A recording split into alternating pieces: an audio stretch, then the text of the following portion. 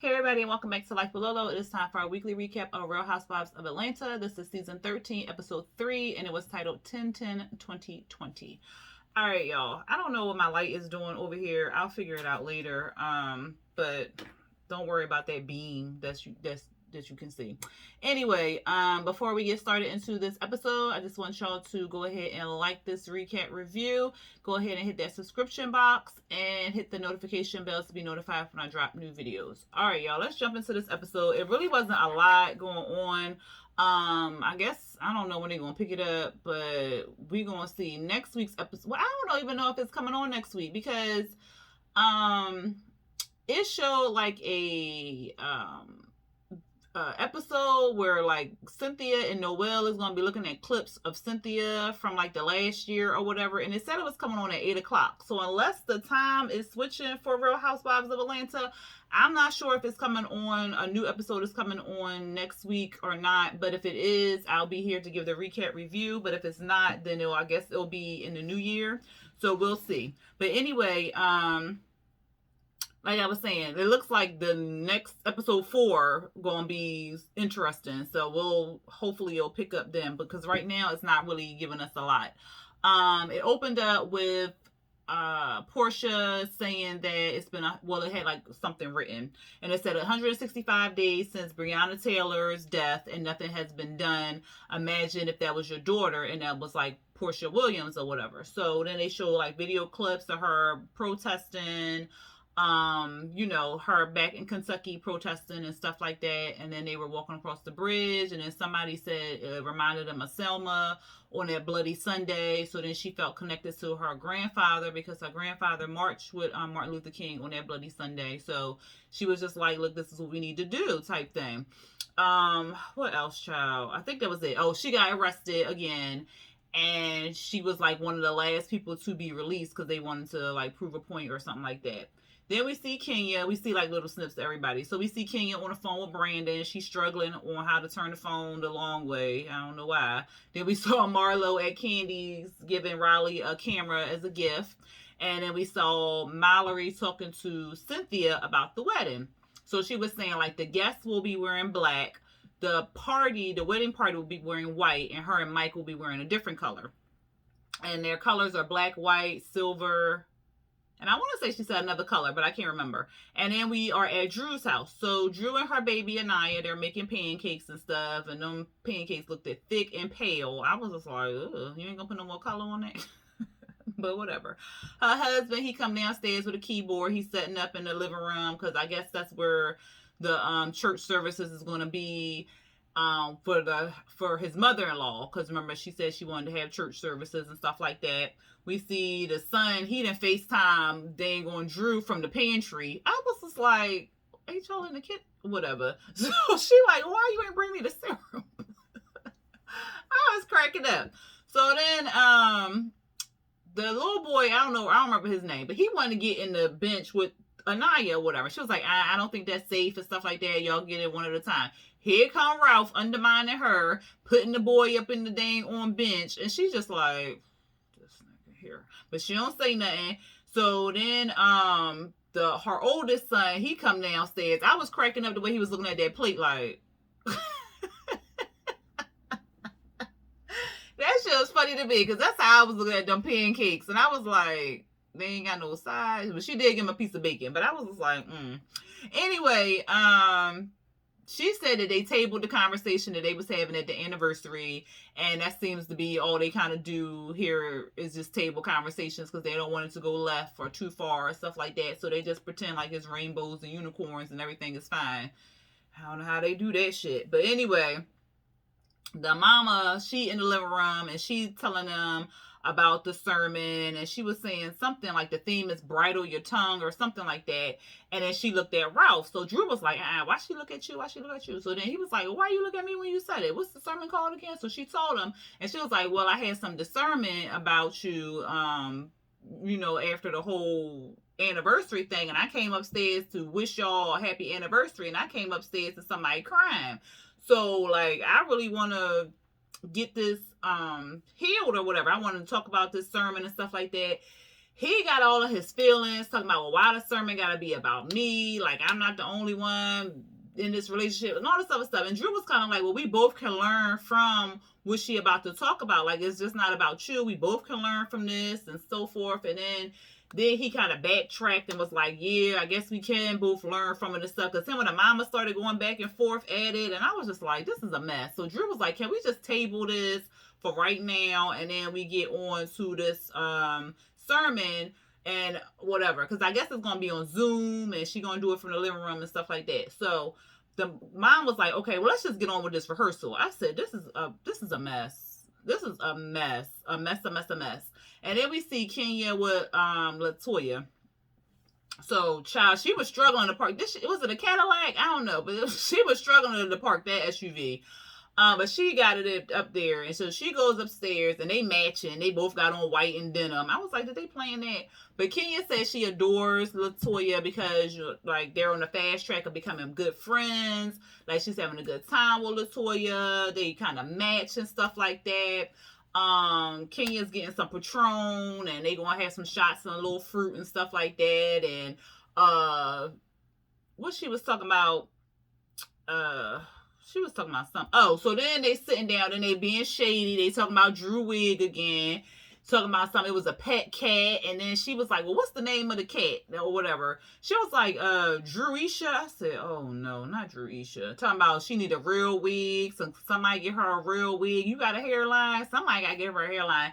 And then Kenya was like, well, I don't know how you have all this money and all these stylists. And that's the best wig she can come up with. I was like, oh, my God. Y'all know she going to see this. Like, y'all know she going to see this. Then Latoya said she had a dead animal on her head. I said, oh my God, this is ridiculous. But they is two shady chicks together, and I mean, it could be fun if you not on TV and like you both shady like your friend, and like y'all both shady and don't nobody know y'all being shady to the other person, but y'all on TV. She gonna see this, like, I mean, unless they gonna say it to her face, then who is me?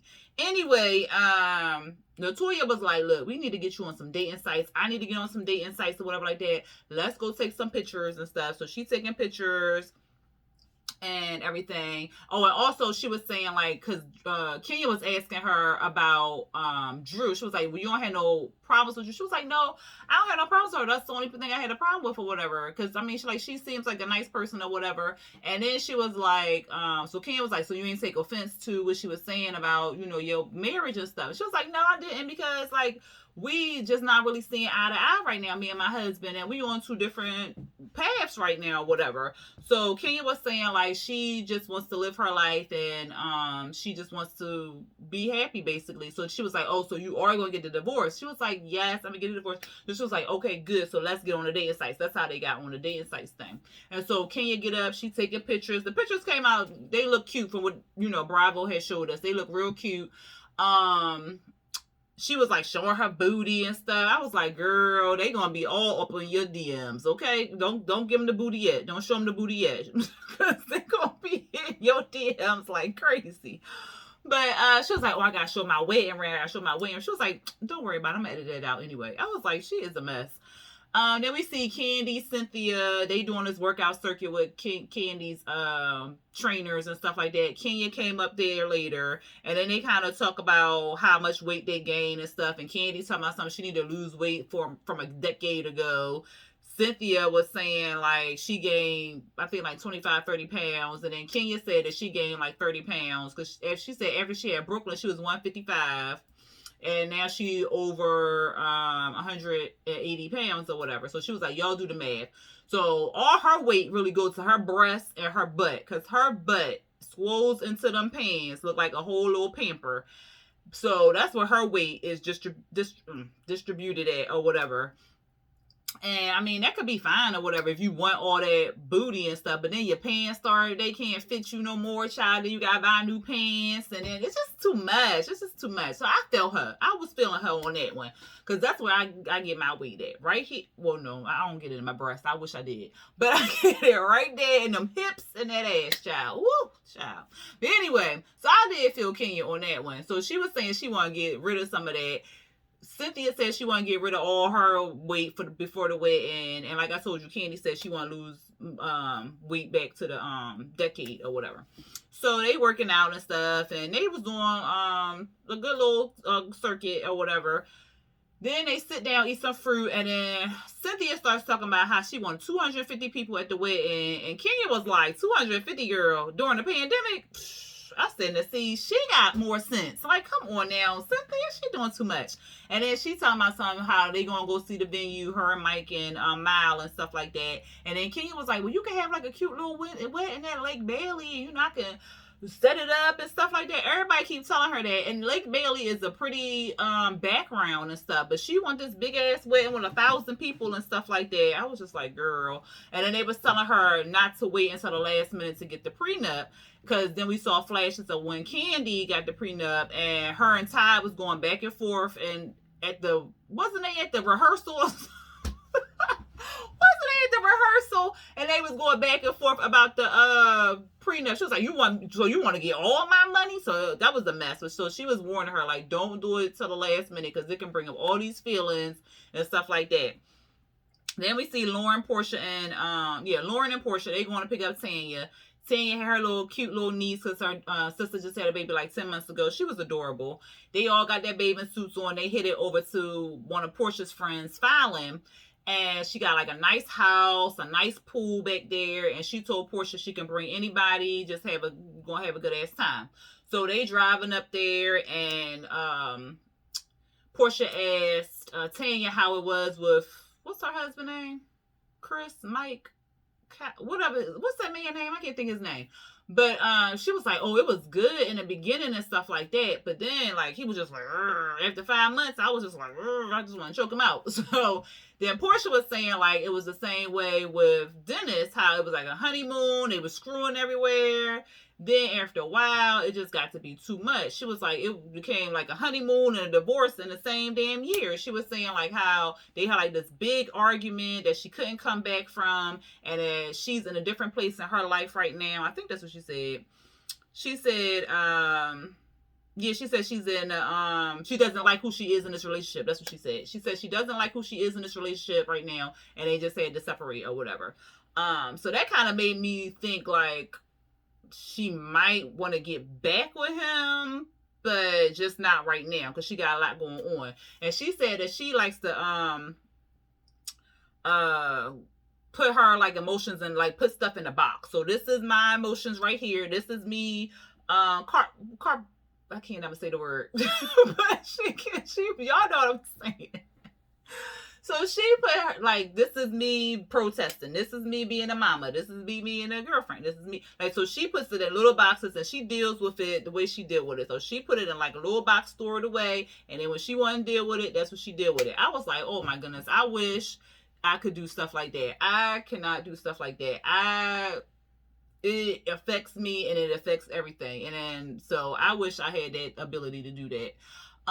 But she said she hasn't even thought about the engagement. She said she hasn't thought about the relationship. She hasn't thought about Dennis or nothing like that.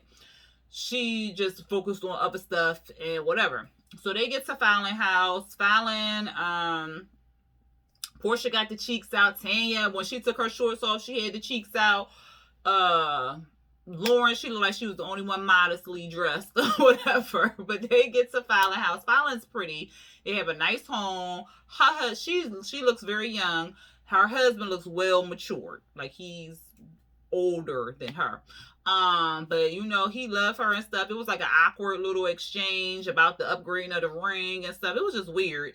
But anyway, they get the hookahs out. They got the alcohol out. They got servers coming out. Like it was a little mini club or something.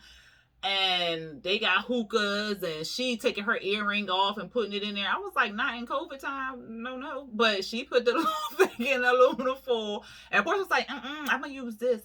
So she used the thing that come with the hookah. And so Fallon was like, yeah, my WAP is nice and tight. And so Portia was like, tight, huh? WAP. I was like, what in the world?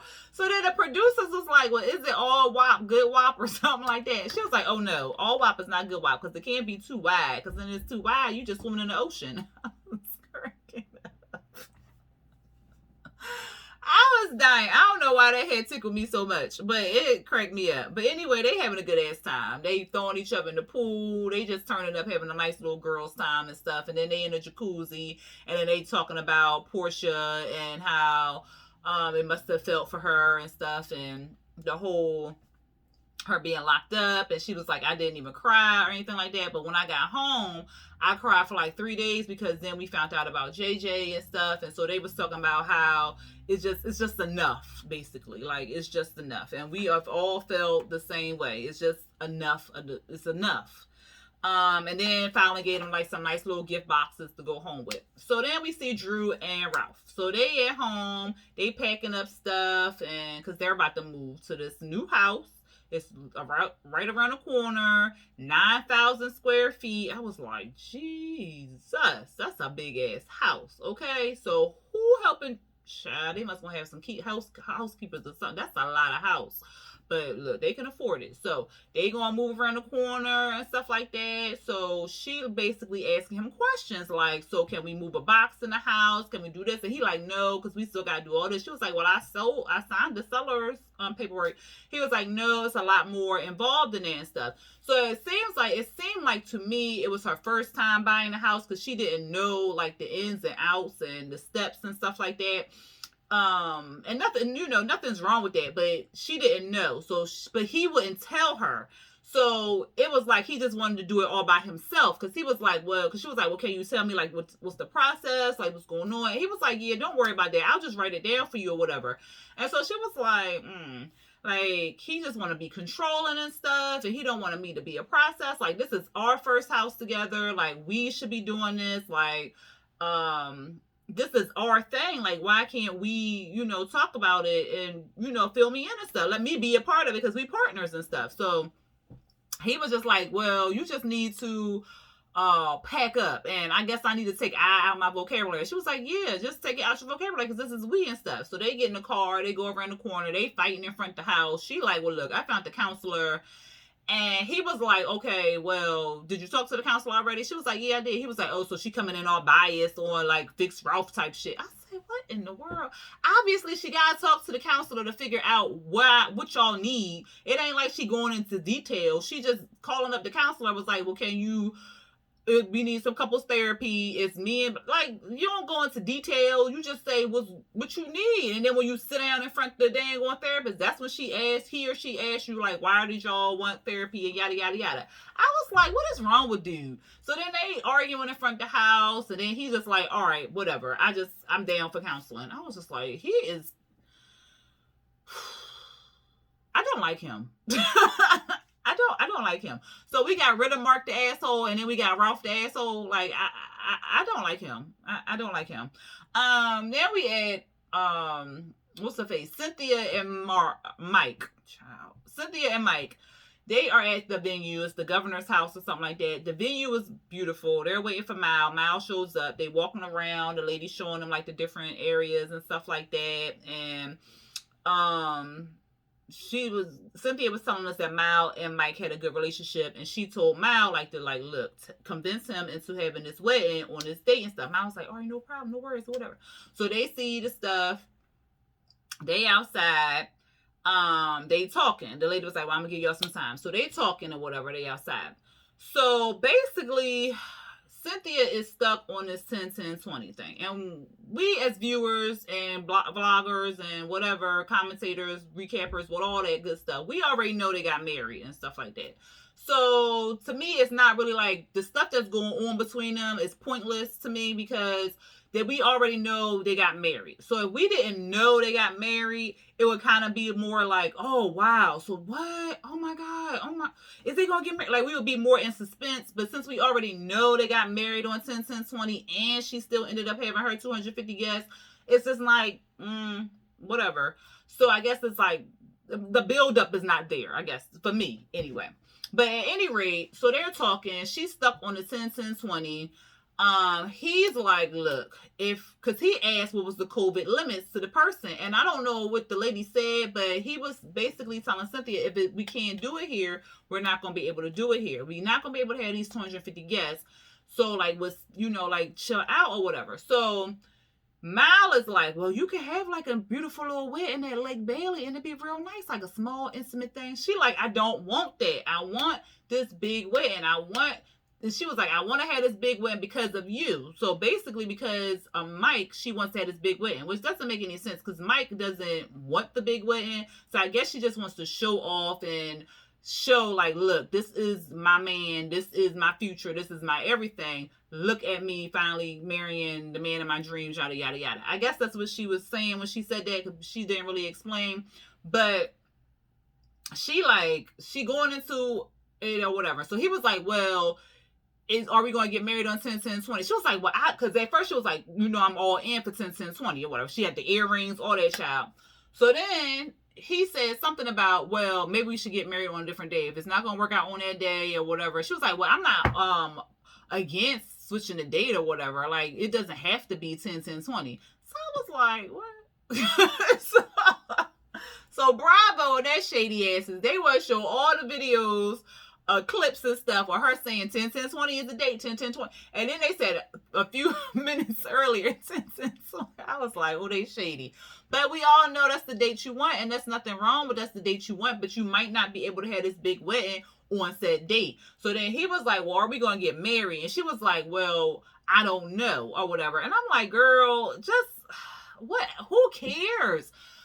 She's just, because that's the date. 10 plus 10 equal 20. So that's the big magical date. I guess that's the big date that you know your marriage going to last. Like people was doing 7/7/07 and all that other good stuff and whatever.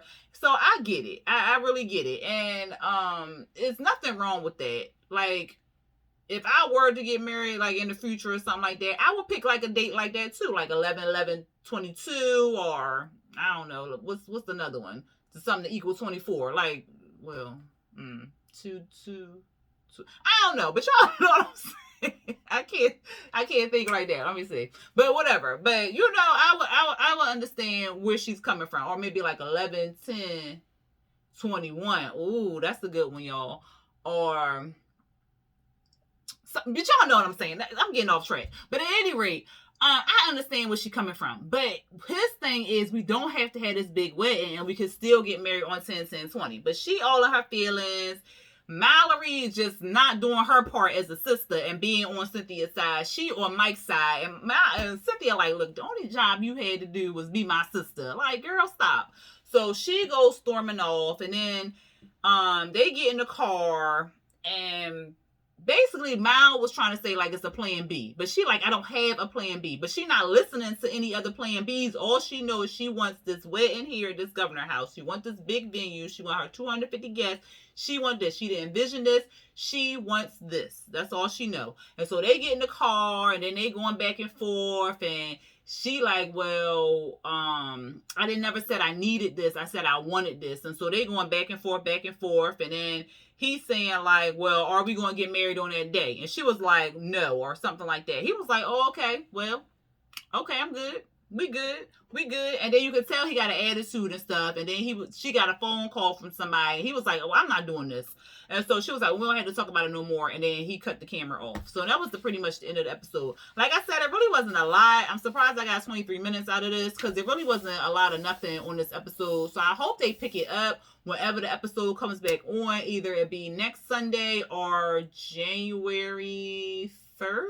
Well, it probably won't even be the 3rd, because I don't know. But probably sometime after that, the next episode will come on. I'm not sure, but I know that they said a Cynthia and Noel thing was coming on at 8 o'clock. So unless they're pushing it back to 9, and then Potomac, because they got their 3rd reunion, maybe they'll push it to 10. I don't know. Who knows, child? But all I know is this episode wasn't a lot. Anyway, if y'all like this recap review, go ahead and hit that thumbs up button, hit that subscribe button so you can be subscribed to my channel, and then hit the notification bell to be notified when I drop new videos. All right, y'all. Until next time, peace.